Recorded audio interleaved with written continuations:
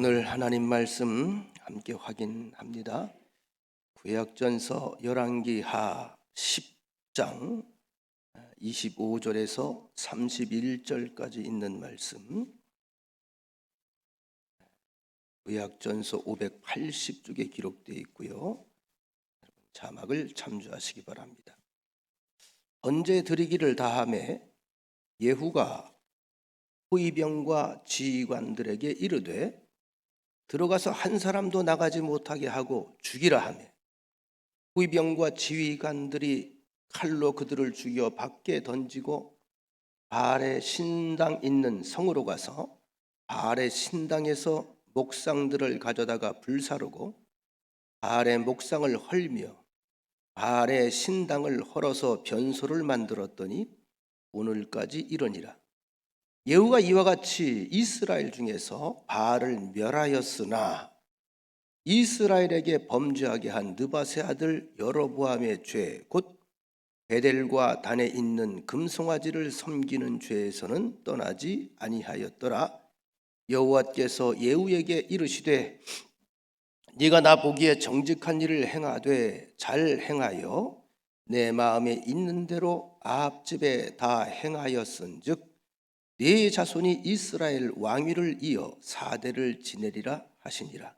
그러나 예후가 전심으로 이스라엘 하나님 여호와의 율법을 지켜 행하지 아니하며 여로보암이 이스라엘에게 범하게 한 그 죄에서 떠나지 아니하였더라. 아멘.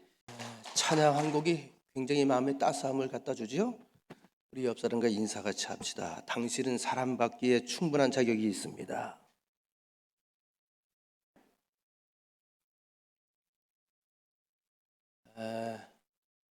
우리 하나님 믿는 사람들이 하나님의 자녀로서의 사명을 감당하기 위해서는 제일 먼저 확인해야 될 것이 자존감입니다. 자존감. 나라고 하는 존재가 어떤 존재인가. 온 하늘 앞에, 온 우주 앞에 나는 극히 작은 미물에 불과하지만 나를 향해서 온갖 관심과 온갖 것을 다 동원해서 생명까지 내어주신 분이 계시다는 거죠. 그분이 바로 하나님이시고 예수님이시고, 우리는 어떻게 그렇게 우리가 스스로 사랑받는지 자격이 있다고 생각을 하지는 못합니다만 예수님의 그 사건을 보면 이상해요. 왜 그렇게 날 사랑하시는지 모르겠어요. 그래서 우리는 이렇게 고백할 수 있죠. 난 하나님께 사랑받기에 충분한 사람이다. 이렇게 생각하고 살기를 하나님이 원하시기 때문에. 여러분 사랑합니다. 여러분도 사랑하시기 바랍니다. 근데 사랑하는 사람이 되기 위해서는 먼저 내가 사랑받는 사람이었다는 것을 알아야 됩니다. 이번 한 주간은 꽤 바빴던 것 같아요. 장례도 2번 있었고요.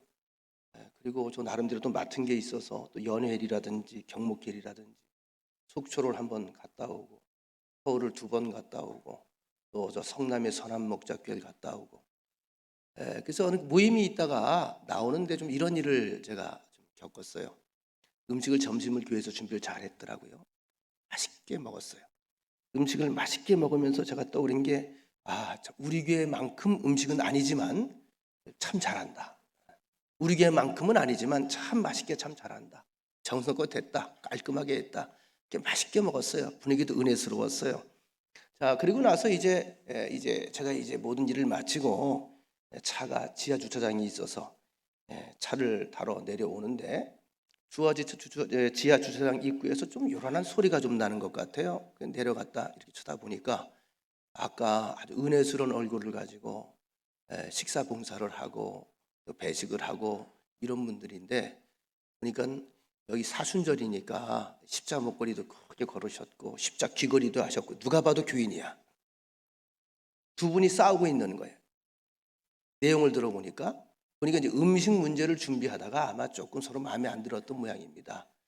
그냥 지나오기 좀 민망해서 내가 목사인데 왜 주차장에서 지나가면서 그랬어. 주여 그랬어요. 그랬더니 날 쳐다보고 어머나 다음에 얘기해 그러고 가시더라고요. 제가 돌아서는 걸 불러서 아까 음식이 너무 맛있어서 제가 아주 행복감을 가득 안고 간다고. 다른 목사님도 그렇게 행복해 하시더라고. 그리고 그랬더니 그러셨냐고 웃으면서 그러잖아요. 갑자기 연기를 잘하시더라고. 그래서 내가 권사님이시죠? 네, 권사님도 행복하세요. 오늘 행복했어요. 마음에 좀 자극이 되라가지고 말씀을 드렸는데, 제가 이 말씀을 드렸냐 하면 교회 본당에 와서는 좀 거룩해지고 교회 건물 안에서는 거룩해졌다가 주차장만 내려가도 좀 거룩하지 않은 모양이야. 그죠? 그래서 거룩하지 않은 곳에서 좀 다툰 건 같아요. 다툴 수 있겠죠. 근데 중요한 것은 자기가 십자 목걸이를 하고 있으면서 십자 목걸이 한 걸 본인이 의식을 했을까 못했을까? 못한 거예요. 제가 무슨 말씀을 드리려고 하느냐, 여러분, 하나님이 이 성전 안에 머물러 계시는 분일까요? 여러분들이 주여 할 때만 거기 있는 분일까요? 십자 목걸이라면 이게 목에 머물러 있는 분일까요? 아니죠. 그렇게 믿는 분 없죠. 그렇게 믿으면 이단이야. 그건 사입이야. 어디든지 계시는 거예요. 누가 있는 한? 내가 있는 한. 어딜 가든지 하나님은 나를 볼 때 광채나는 내 딸로 보는 거예요. 내 아들로 보는 거예요. 오늘 본문의 이야기가 사실 그 이야기예요. 여러분, 이스라엘 역사들을 우리가 쭉 살펴 훑어 올라가 보면 사울왕부터 시작되죠. 사울, 다윗, 솔로몬, 르호보암, 여로보암, 그리고 이제 쭉 왕조들이 이어지는데 공통점이 있어요. 어떤 사람도 태어나면서부터 악한 사람이 없어요.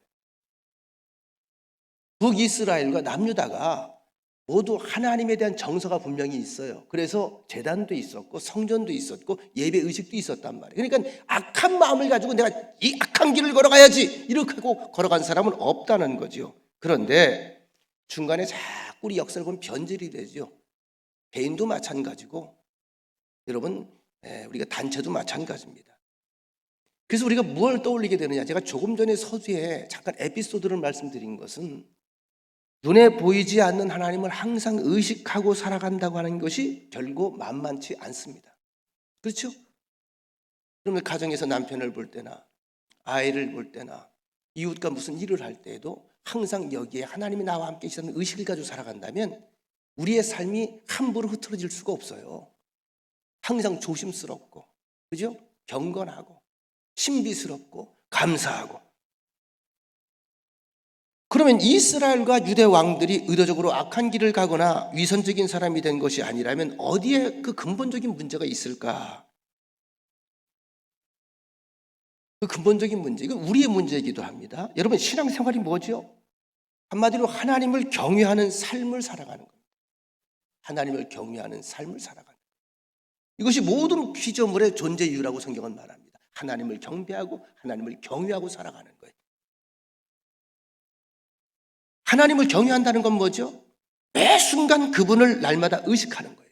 그분의 눈동자, 나를 지켜보시는 분, 그분의 마음을 헤아리는 거예요. 그리고 그분의 뜻을 내 삶의 축으로 삼고 살아가는 것, 바로 이것이 신앙생활의 정도입니다. 그런데 중요한 것은 우리가 중간중간 가다 보면 어느 순간에 주님과 함께 걸어가야 되는 그 길에 주님이 중심이 되어야 되는데 전혀 엉뚱한 사람이 자리를 잡고 있을 때가 있어요. 내 욕심, 내 이기심, 내 탐심. 열심을 가지고 하나님을 섬긴다고 따라왔는데 나중에 보니까 주문은 안 보여. 누가 보여? 내가 그 자리를 차지하고 앉아있는 경우가 참 많습니다. 제가 언젠가 또 이런 예를 드린 적이 있죠. 여러분, 우리가 누구든지 가까이 하면 그 사람을 닮게 되어 있습니다. 닮게 되어 있어요. 그죠? 자꾸 때리는 사람 밑에 있으면 그 사람을 또 닮아요. 참 재밌는 이야기인데 제 후배 목사님 가운데 그 아버님이 굉장히 전설적인 옛날에 감독이고 감독회장까지 하셨던 분이 있어요. 누군진 알려고 하지 마시고 아주 등치가 산만한 친구예요. 근데 아주 성격이 좀 거칠어요. 근데 그 아버지가 이렇게 거칠었거든요. 그래도 교단에서 감독까지 하셨고 감독회장까지 하셨으니 꽤 괜찮은 집안 아니겠습니까? 근데 그 목사님이 좀 굉장히 과격한데 어떻게 과격하냐 하면 예배 시간에 중보기도하기 위해서 기도자가 나와서 기도하다가 좀 길어지잖아, 장로님들이. 그러면 일어나서 들어가 이러는 분이에요. 저는 그렇게 한 번도 안 했죠. 예. 그러는 분이에요. 소문났어요. 근데 꼼짝을 못해 장로님들이. 그 기도를 준비를 제대로 안 해가지고 좀 길어진다 그러면 바로 옆에 괴종 갖다 놓고서 근데 이렇게 쳐 이렇게 쳐. 들어가. 그래도 그러려니 해. 하도 그래서. 근데 그 얘기를 하려고 하는 건 아니고 그 아들, 그치 후배죠. 후배가 그걸 배웠어요. 저보다 나이가 미치잖아. 교회가 적은 규모의 교회도 안 돼. 지금도 뭐 권사님이나 집사님이나 장로님이나 좀 길게 하면 안 됐다. 들어가. 그래서 교회에서 목회가 잘 안 된대. 제가 그래서 알려드렸죠. 그렇게 하지 말고 기도문을 적게 해. 적게. 그러면 짧게 하고 요약부만 할 것 아니야. 그거 얼마나 덕스럽지 않냐. 들어가. 그 은혜가 되겠냐 그거. 그렇게 하지 마. 그거 목사가 보일 모습이 아니야. 자, 이렇게 무서워요. 뭘 보느냐를, 뭘 접하느냐. 자신도 모르게 그걸 따라가게 되는 거예요. 첫 단추. 여러분 제가 질문 하나 드리죠. 아주 대단히 명성이 높은 조폭이 3명이 교도소에 갇혀 있어요. 같은 방에 배정이 됐어요. 그리고 딱 일주일 뒤에 예수님이 그 방에 배정이 됐어요. 자, 그리고 나서 한 달이 지났어요. 3명이 사람 됐을까? 예수님이 조폭이 됐을까? 이런 상상 해보셨어요? 예수님이 조폭이 됐겠어요? 3명이 구원받았겠어요? 3명이 아무래도 바뀔 것 같지 않아요? 왜 우리가 그렇게 생각을 하죠? 그만큼 예수님은 영향력이 막강한 분이에요. 악을 이길 수 있는 힘이 있는 분이니까. 그렇죠? 오늘 이 이야기를 하는 겁니다. 예후라고 하는 왕의 이야기를 제가 지금 들려드리는 것인데, 제가 의도적으로 자꾸 왕의 이야기를 하는 것은 이제 조금 있으면 열왕기서, 역대기서 들어가죠. 이 왕들의 이야기가 의외로 굉장히 재밌어요. 성경을 가르치는 분들은 가장 어려운 부분이라고 말하는데 저는 가장 재밌어요. 모르면 어렵고 알면 쉬워요. 여기에 많은 우리들의 신앙적인 질문들이 던져집니다. 예수님을 믿는 믿음 안에서 살면서 우리가 왜 변하지 않을까? 우리가 세상을 변화시키지 못하고 오히려 자꾸 세속에 묻혀가서 끌려갈까? 세상을 변화시키는 그런 영향력 있는 삶을 살아가지 못하고 오히려 세상에 영향을 받는 존재로 자꾸 무기력하게 살까? 둘 중 하나일 겁니다. 우리 안에 계신 예수님이 능력이 없든지, 아니면 우리가 예수님을 내 안에 모시고 산다고 말은 하지만 요것이 새빨간 뻥이든지. 어쩔 것 같아요? 여러분, 예수님이 능력이 없어서일까요? 내가 예수님을 제대로 모시고 살지 못해서일까요? 이런 질문을 해봐야죠. 내 안에 예수님께서 제대로 계시다면 예수님께서 말씀하시고 예수께서 생각하시고 예수님께서 판단하시고 예수께서 원하시는 삶을 내가 살아내겠지요. 이건 굉장히 중요한 것입니다. 이스라엘에 수많은 왕들이 존재합니다. 물론 하나님의 엄명을 받아서 하나님의 기름부음을 받아서 왕위에 세워진 사람들이니까 모든 사람들에게 공통의 기회가 주어진 겁니다. 근데 오늘 본문에 보면 좀 이해할 수 없는 25절로부터 27절, 28절, 29절 오늘 본문의 내용은 어떤 내용이냐면요. 북이스라엘의 아주 악한 왕이었던 아합 왕을 심판하는 내용이에요. 하나님께서 예후라는 사람을 쓰셨어요. 환상도 보여주셨어요. 선제를 통해서 그의 앞길을 알려주셨어요. 아합이 너무 악해서 아주 이스라엘 전체를 다 망가뜨렸어요. 그 옆에 누가 있었다고? 우리 신앙이지만 이세벨이 같이 있어가지고 온 땅을 우상판으로 만들어 놓은 거예요. 하나님께 심판하시기 위해서 예후라는 사람을 칼로 뽑으신 거예요. 그리고 이제 그 아합은 죽었지만 그의 부인 이세벨과 아합의 아들들과 소위 그의 많은 흔적들을 지우기 위해서 예후가 지금 심판하는 내용들이 나오는 겁니다. 자, 이렇게 이해하시고 25절부터 읽습니다. 번제 드리기를 다하며 예후가 호위병과 지휘관들에게 이르되 들어가서 한 사람도 나가지 못하게 하고 죽이라 하며, 이게 이제 아합의 소위 이제 자녀들입니다. 호위병과 지휘관들이 칼로 그들을 죽여 밖에 던지고, 그리고 이어지는 말씀, 바알의 신당이 있는 성으로 가서 바알의 신당에서 목상들을 가져다가 불사르고 바알의 목상을 헐며 바알의 신당을 헐어서 변소를 만들었더니 오늘까지 이러니라. 괜찮아요. 여기까지 심판이 제대로 잘 이행이 돼요. 그런데 28절 29절 같이 한번 읽겠습니다. 시작. 예후가 이와 같이 이스라엘 중에서 바알을 멸하였으나, 자, 이어서 시작. 이스라엘에게 범죄하게 한 느바세 아들 여로보암의 죄 곧 베델과 단에 있는 금송아지를 섬기는 죄에서는 떠나지 아니하였더라. 예후가 이와 같이 이스라엘 중에서 바알을 멸하였다로 끝나야 된단 말이에요, 항상. 근데 그런데 아이러니하게, 그런데 여러분, 성경에 자꾸 그런데가 나가면 찝찝해지는 거예요. 근데 온전히 행했다는 거, 전심으로 행했다는 거에 1분 안 했다는 거예요. 1분 안 했다는 이야기를 하잖아요. 북이스라엘과 남유다로 이렇게 분열 왕국이 된 이후에 그들의 역사가 한 이제 190년 정도가 돼요. 200년. 200년 가운데 왕이 북이스라엘에 19명이 등장을 합니다. 19명의 왕이 등장을 하면서 왕이 된 사람들은 자기가 정말로 죽을 때마다 자기 아들에게 그 왕위를 물려줘요. 근데 남유다와는 달리 북이스라엘은 쿠데타가 많이 일어납니다. 그래서 왕조가 길게 가질 않아요. 아합이라고 하는 사람도 왕조가 그렇게 길지 않았어요. 그래서 북이스라엘의 최고 오랫동안 왕조를 이어갔던 사람은 예후왕입니다. 예후왕은 89년을 이어가요.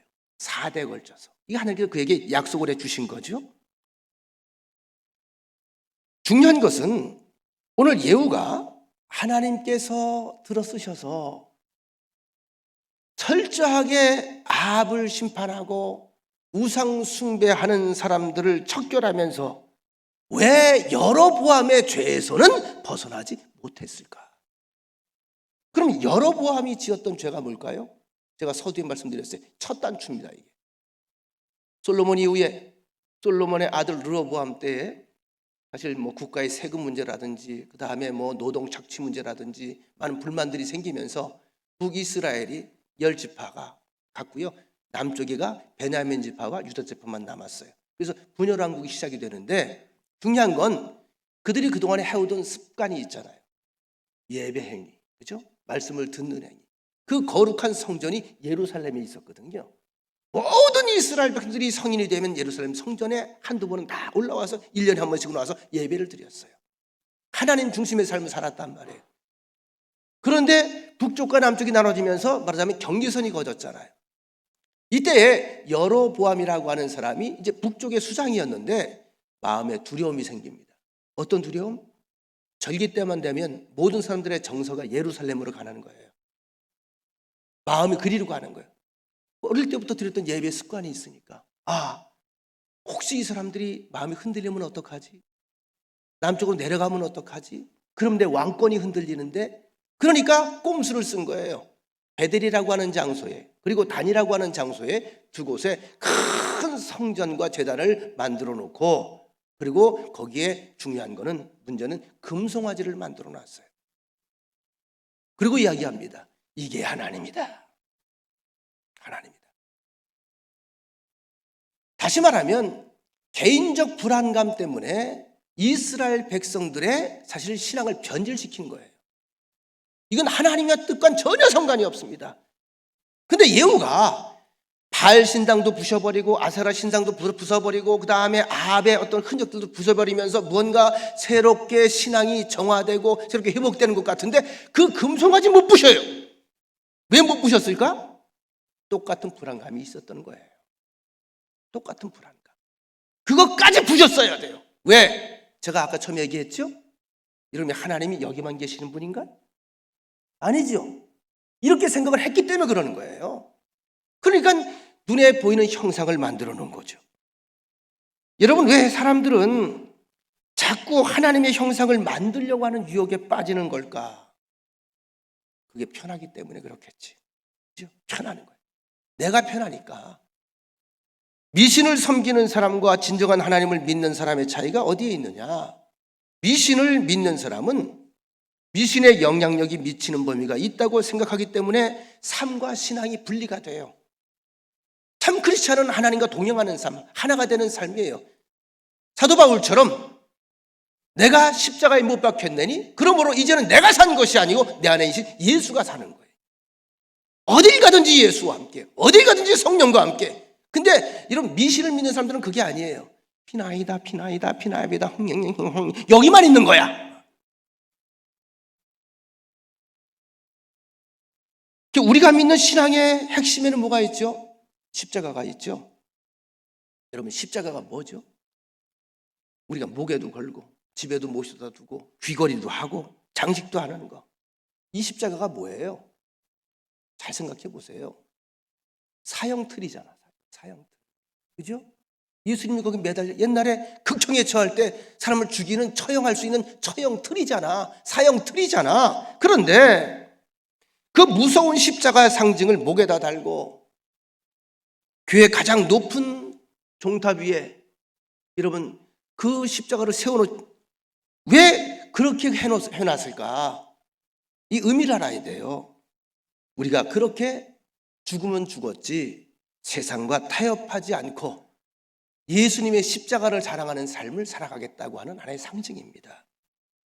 십자가의 죽음은 아무나 죽을 수 있는 게 아니에요.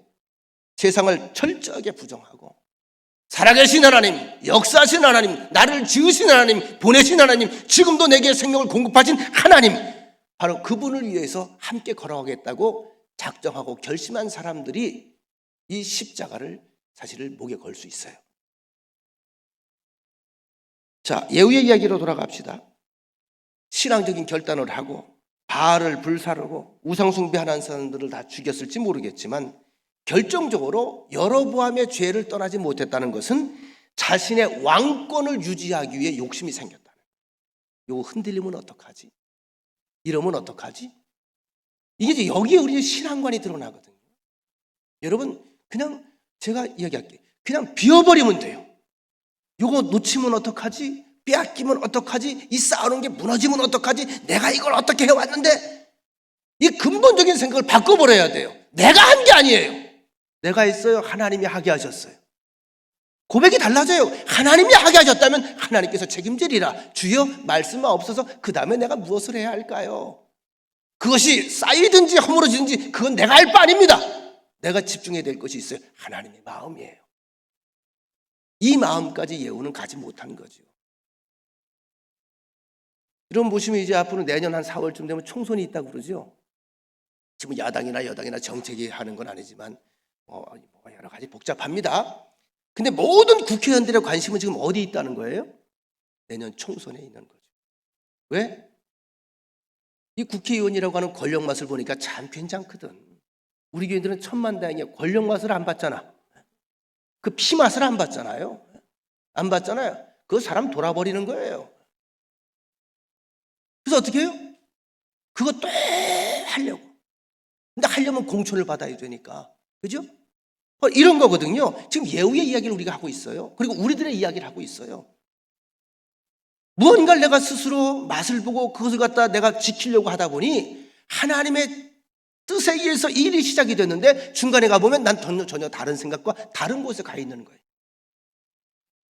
오늘 본문에 보면 예후에 대한 평가를 이렇게 하고 있습니다. 30절로 31절 한번 읽어보겠습니다. 시작. 여호와께서 예후에게 이르시되 네가 나 보기에 정직한 일을 행하되 잘 행하여 내 마음에 있는 대로 아합 집에 대해 행하였은즉 내 자손이 이스라엘 왕 위를 이어 4대를 지내리라 하시니라. 그러나 예후가 전심으로 이스라엘 하나님 여호와의 율법을 지켜 행하지 아니하며 여로보암이 이스라엘에게 범하게 한 그 죄에서 떠나지 아니하였더라.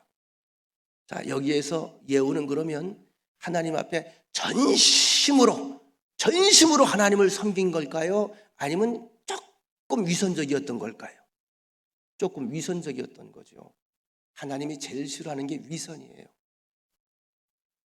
위선적인 삶은 절대로 신앙생활하면서 온전히 성장할 수가 없습니다. 전심으로. 우리 요즘에는 우리 교회는 이제 금요일 날 철야기도회를 제가 좀 하지 않고 우리 몇 분 교인들이 모여서 철야기도를 하고 있는데 제가 고맙게 생각을 하고요. 우리 교회의 우리나라 초창기에는 금요일 밤부터 토요일 새벽까지 꼭 철야기도회가 모든 교회가 다 있었죠. 그래서 어머니를 따라서 목회하면서까지도 그렇게 해봤는데 한 저녁 10시 정도에 시작을 하면 그 다음날 새벽 예배까지 하고 들어갔어요.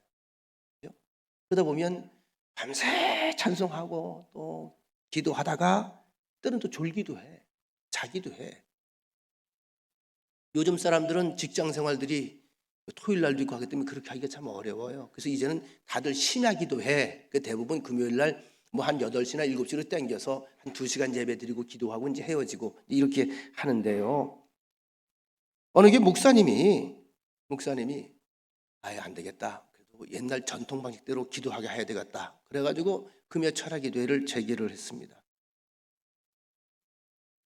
어떤 분이 보니까 직장 생활하면서 통 기도를 하지 못하는데 자기 옛날에 어릴 적 생각이 나서 나도 간만에 가서 좀 피곤해도 기도를 좀 해야 되겠다. 그리고 가서 좀 늦었지만 11시쯤 교회에 가서 찬송하고 기도하는 대열에 합류를 했어요.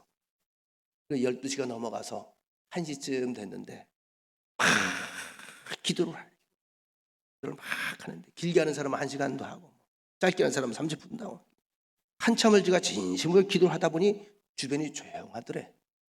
눈을 이렇게 떠봤대. 다 주무시더래. 그러니까 목사님 앞에서 기도하시다가 코를 골고 주무시고 장로님들도 엎드려 기도하다가 엎드려 주무시고 다 주무시더래. 그래서 이분이 이렇게 생각을 했대. 큰일 났다 야. 목사님도 주무셔, 장로님도 주무셔, 집사도 주무셔. 다 저러니 하나님은 참 민망하시겠다. 그래서 이렇게 기도를 했대. 하나님 얼마나 가슴이 아프십니까? 기도하지 못하고 자는 저것들 얼마나 민망하십니까? 자, 하나님께서 이 사람에게 말씀하셨을까요? 안 하셨을까요? 말씀하셨대야. 뭐라고 말씀하셨느냐? 잘 안 들리더래. 그래서 하나님 뭐라고 말씀하셨죠? 다시 한번 말씀해 주세요. 그랬더니 귀에다 대고 남들이 들을까 봐 조용하게 얘기하셨대야. 얘야, 그렇게 깨어서 남의 흉 볼 거면 너도 퍼뜩 자거라. 어쩌면 기도 시간에 자는 것보다 기도하다가 자는 것보다 깨어서 남을 정죄하는 것이 더 나쁜 일이 아닐까 싶어요. 그죠? 예후가 바알 신상을 다 부숴버리고 이방 숭배자들을 죽여버렸다 할지라도 그 마음이 하나님을 향한 전심이 아니고 자기의 정권과 왕권을 유지하기 위한 수단으로 싹 도배질을 하니까 하나님이 볼 땐 위선인 거예요. 하나님의 말씀을 온전히 하나님을 위해서 이행하지 못하는 것이 전심이 아닌 거예요.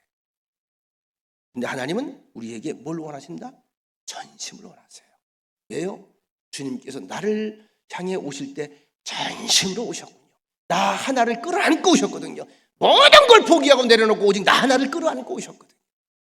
하나님의 전심이 느껴져야 됩니다. 열왕기하 9장 보면 선지자 엘리사가 하나님의 명령을 따라서 님시의 손자 여호사밧의 아들 예후에게 기름을 붓고 이스라엘의 왕이 되게 하는 장면이 나옵니다.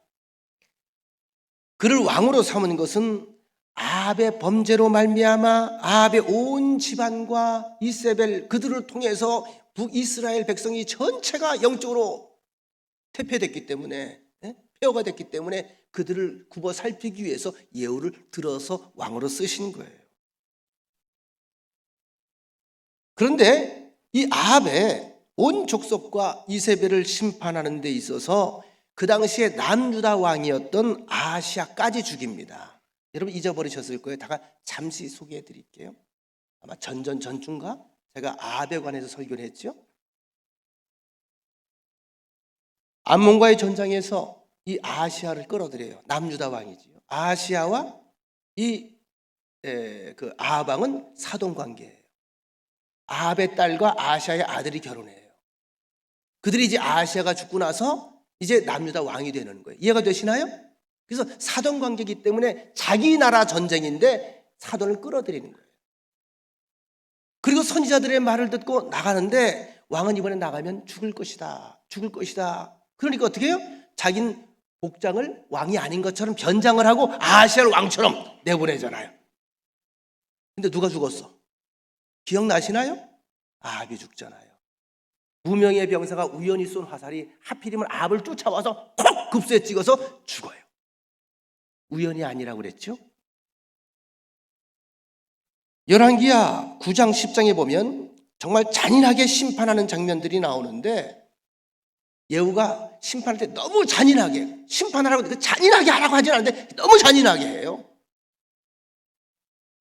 우리가 흔히 과유불급이라는 말이 있죠. 지나치면 모자란 것만도 못하다. 예를 들어서 우리 건강을 위해서 운동을 하는데 너무 운동을 해가지고 나중에 쓰러지는 경우도 있어. 이거 잘못하는 거죠. 건강도 마찬가지예요. 적당히 먹어야 되는데 너무 많이 먹어서 또 다른 병이 유발되기도 합니다. 신앙생활도 같은 이치입니다. 열심도 중요한데 열심 못지않게 균형성이 중요해요. 밤에 뜨겁다 보면요, 잘못하면 하나님의 뜻과 상관이 없이 열심을 내요. 지나친 거예요. 예를 들어서 제가 처음에 얘기했던 키 큰 교회에서 행사했을 때 음식을 맛있게 준비하고 맛있게 했고 맛있게 했으면 수고했다고 하면 되지 나와서 왜 싸우고 자빠졌어? 이게 지나친 열심이야. 지나친 열심. 여러분, 잘못된 열심에는 두 가지 원인이 있다고 생각이 됩니다. 그것이 하나는 잘못된 일인 줄 모르고 열심을 내는 경우가 있어요. 예를 들면 사도 바울이 예수님 만나는 체험을 하기 이전에 그가 하나님의 뜻인 줄 알고 하나님의 마음인 줄 알고 그리스도인들을 죽이는 일에 앞장을 섰잖아요. 몰라서 열심을 냈죠. 훗날 방향을 바꾸죠. 그런가 하면 또 하나는 잘못인 줄 알면서도 그것을 통해서 내 욕심과 야망을 이루려고 하는 목적이 있을 때에 이걸 다른 명분으로 포장을 합니다. 오늘 예후가 바로 그런 삶을 사는 거예요. 여러분, 예수님 당시에 바리새인들과 사두개인들이 참 많은 법칙들을 만들어서 그걸 지켰습니다. 지키기를 강요했습니다. 그들의 의도는 안식일을 잘 지키고 하나님의 말씀을 잘 듣고 섬기자고 하는 규칙들이었는데 이것이 너무 강조가 되고 지나치다 보니까 오히려 하나님보다 그들이 만든 규칙이 더 소중하게 됐어요. 예수님이 이걸 깨기 위한 거거든요. 말하자면 본질과 본질이 아닌 게 뒤바뀐 거예요. 율법을 토대로 해서 하라고 하는 명령 248개 조항, 하지 말라는 명령 365개의 세부 조항을 만들었어요. 이걸 미드라시라고 부릅니다. 하루에 몇 번씩 기도하고 금식을 얼마나 자주 하고 그리고 특별히 안식에 대한 조항만 39개나 됩니다. 예를 들면 안식일에 어떤 사람이 길을 가다가 담벼락이 무너져서 깔렸어. 이러면 안식일 조항이 어떤 조항이 있냐 하면 어떻게 사람을 어떻게 꺼내야 돼 말아야 돼? 꺼내야 돼? 말아야 돼? 어떻게 그냥 가야 돼? 꺼내야 돼? 말 좀 해봐. 꺼내야 돼? 근데 안식법에 뭐라고 되어 있는 줄 아세요? 사람이 깔려서 안 보이잖아. 보일 만큼만 돌을 꺼내라는 거예요. 보일 만큼만. 이게 안식일, 그 안식법이야. 보일 만큼만. 그래서 사람이 이게 보이잖아. 코에다 손을 대봐. 아, 숨을 안 쉬어. 죽었구나. 그럼 그냥 가야 돼. 살면 꺼내야 되는데 죽었구나. 그냥 왜? 안식일이니까, 시신이니까 그 다음날 시체를 꺼내야 돼. 이게 법입니까? 개떡입니까? 네? 그런데 이와 같은 규칙을 지키지 않은 사람은 죄인이 되는 거예요.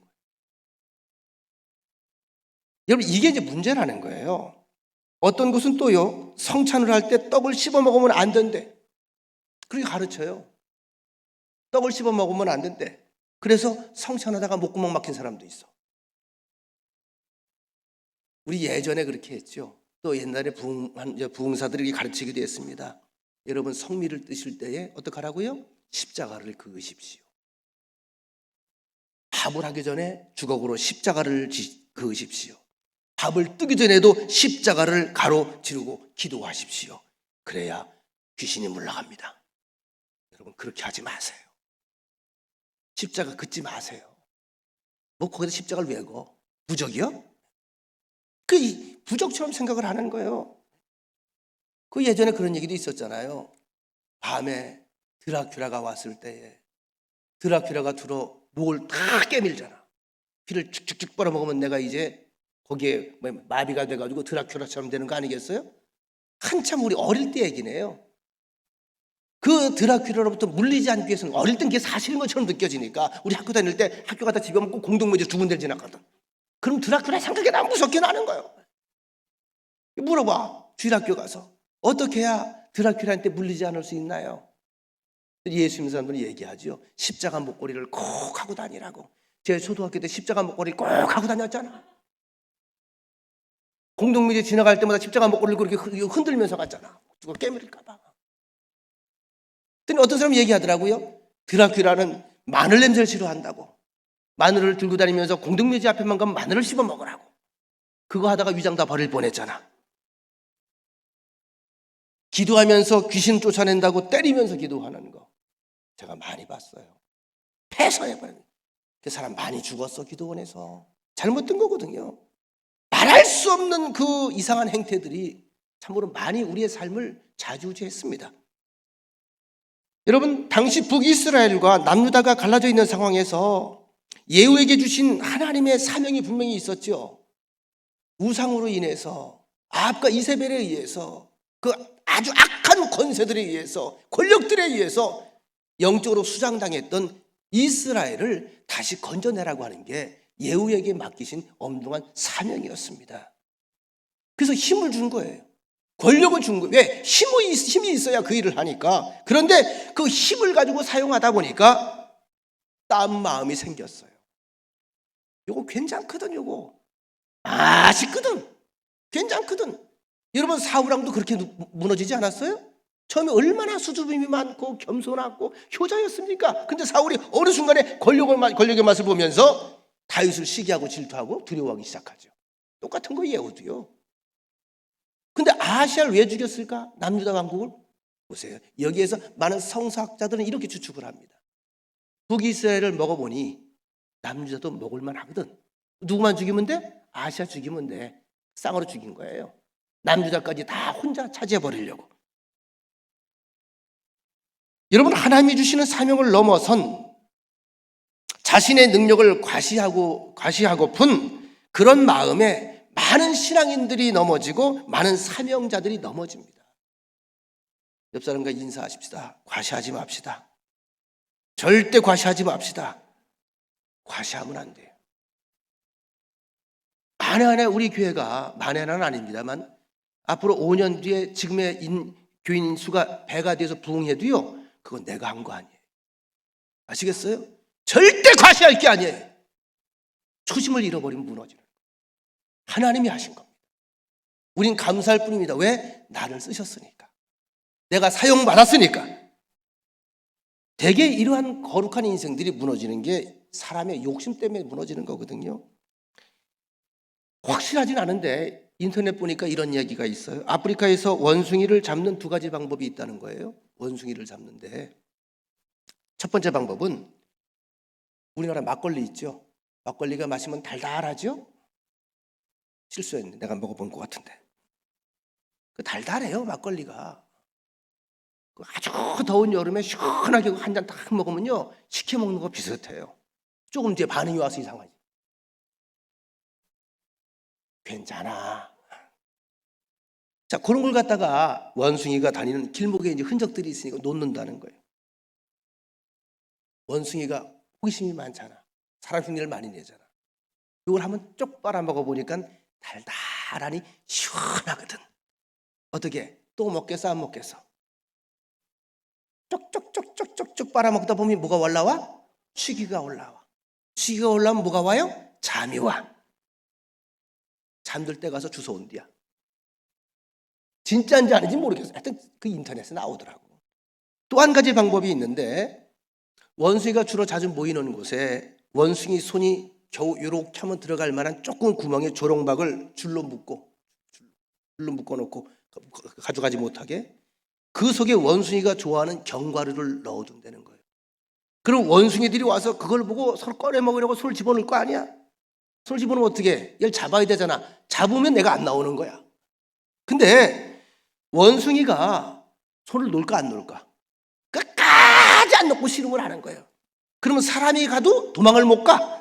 놓으면 사는데 안 놓아서 붙잡히는 거예요. 둘 다 뭐지요? 원숭이의 욕심을 이용해서 역이용해서 잡는 거 아니겠습니까? 물고기도 마찬가지잖아요. 그들의 욕심, 탐심을 자극하는 거 아니겠어요? 똑같은 방법입니다. 사탄이 우리를 잘못되게 만드는 가장 쉬운 방법이 욕심이라고 하는 미끼를 자꾸 자극을 하는 거예요. 톡톡톡 쳐요. 톡톡톡. 그럼 잘 참다가 한 번 못 참아서 콱 물어. 그때 그날 입 찢어지는 날이야.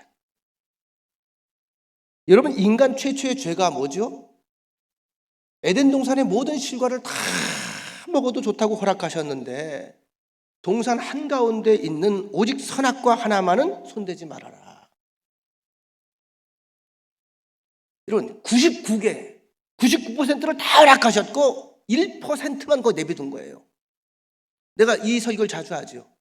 아담과 하와가 99%를 다 먹어봤을까? 아니면 1%만 쳐다보고 있었을까? 여러분 생각이 어떤 것 같아요? 99%를 다 에덴 동산에 있는 걸 다 먹어봤을 것 같아? 그 다음에 조금 무슨 맛일까? 그랬을 것 같아? 아닐 것 같아? 참고로 여러분 온 세계에 있는 나라 음식 다 먹어보셨어요? 세계 과일 다 드셔보셨어요? 열매 다 드셔보셨어요? 다 드셔보신 분 있으면 손 들어봐.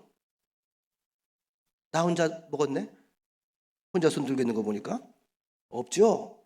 평생을 먹어도 다 못 먹을 게 세상 거예요. 그렇게 많이 만들어 주셨어요. 우리 인간을 위해서. 근데 아담과 하와 먹었겠어? 안 먹었겠어? 그걸 먹으면서도 누는 저기가 있는 거예요. 이걸 먹으면서도 누는 저기가 있는 거예요. 1%. 그러니까 나중에 어떤 마음이 들까요? 이것에 대해 감사하고 이것이 축복이고 이것이 행운이라고 생각을 해야 되는데 아니에요. 삐딱한 마음이 들어가잖아요. 이걸 먹으면서 저건 무슨 맛일까? 저게 더 좋을 텐데, 더 좋을 텐데, 더 좋을 텐데.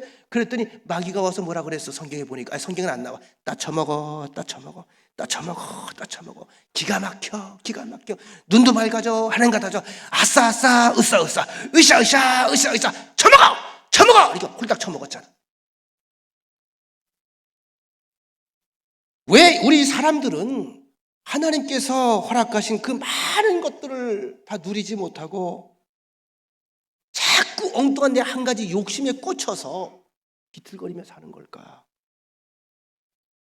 왜 우리는 하나님의 그 어마어마한 사랑과 우리를 위한 모든 계명들을 순종하면서 이렇게 부름받은 우리가 이 삶이 축복이라는 생각을 하지 못하고 내 마음대로 막 하는 게 축복이라고 착각을 할까?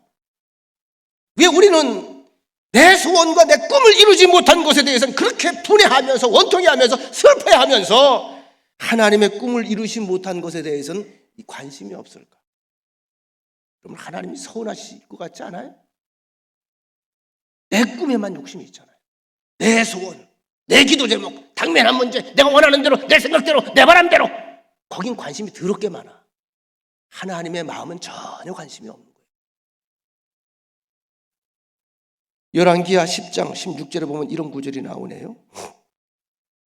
이르되 나와 함께 가서 여호와를 위한 나의 열심을 보라 하고, 내가 하나님을 얼마나 사랑하는지, 얼마나 하나님을 열심히 섬기는지, 내 믿음이 얼마나 좋은지 나와 함께 가서 보자. 이에 자기 병거를 태우고, 보세요, 여호와를 위한 나의 열심을 보라라고 하는 이 고백 자체가, 그걸 한번 보라 하는 것 자체가 어떻게 하나님이 원하는 거예요? 이미 자기를 드러내는 거예요. 말을 조심해야 돼요. 왜 하나님을 위한 열심이 하나님을 정말 위한 열심일까요? 너희들 날 봐라 하는 열심일까요? 너희들 날 봐라 하는 열심이에요. 다시 말하면 그것 자체가 위선입니다. 위선이니까 이중적인 삶을 계속 살아갈 수밖에 없는 거예요. 말씀 마칩니다. 중요한 거는 결국은 이 모든 것이 적나라하게 드러나게 된다는 거예요. 안 그런 척해도. 마태복음 6장 1절에 보면 사람에게 보이려고 그들 앞에서 너희 의를 행하지 않도록 주의해라. 그러지 아니하면 하늘에 계신 너희 아버지께 상을 받지 못하느니라. 따라합시다. 기준을 어디에 두라는 거예요? 하나님께 두라. 기준을 사람에게 두지 말라는 거예요. 저 사람이 나를 어떻게 생각할까? 어떻게 볼까? 어떻게 평가할까? 여기에 기준이 되면 벌써 이것은 위선이 되는 거예요. 왜 예수님 당시에 바리새인들이 사람들이 많이 모여있는 곳에 가서 하필이면 기도하려고 했을까? 혼자 골방 가서 기도하지. 왜 기도해도 큰 소리로 들리라고 기도를 했을까? 왜 예수님께서 이것을 날카롭게 지적을 하셨죠? 그들은 하나님을 의식한 것이 아니라 무섭게 사람들을 의식했기 때문에 그들의 신앙관이 변질된 거예요. 결론입니다. 하나님을 끝까지 의식하지 않는 그 어떤 것, 그 순간에 우리는 위선자가 될 수 있습니다. 주변 의식하지 마세요. 하나님만 의식하세요. 어디에 계시든지, 여러분 어디에 있든지 하나님은 나와 함께 계시고 나의 전심과 나의 중심을 기억하시고 그걸 기대하십니다. 하나님의 이름 위에, 신앙의 이름 위에 살짝 얹어놓은 욕심이 위선적이고 이중적이라는 것, 바로 이것이 오늘 예후의 교훈입니다. 무섭고 두려운 고백, 우리들의 고백이 되지 않기를 원합니다. 우리의 중심에 누가 계시다? 살아계신 하나님이 계시다. 주 앞에 전심으로 살아가서 하나님을 기쁘시게 하는 여러분 되시기를 축원합니다. 좋으신 하나님, 예후의 삶을 통해서, 그의 역사를 통해서 우리가 고쳐야 할 우리의 모습을 다시 한번 발견합니다. 성령께서 내 마음을 온전히 덮으시고 씻어주시고 채워주셔서 주께서 우리 앞에 날마다 정직함으로 오신 것처럼 우리도 주 앞에 전심으로 진심으로 그렇게 서게 하옵소서. 예수님의 이름으로 기도합니다. 아멘.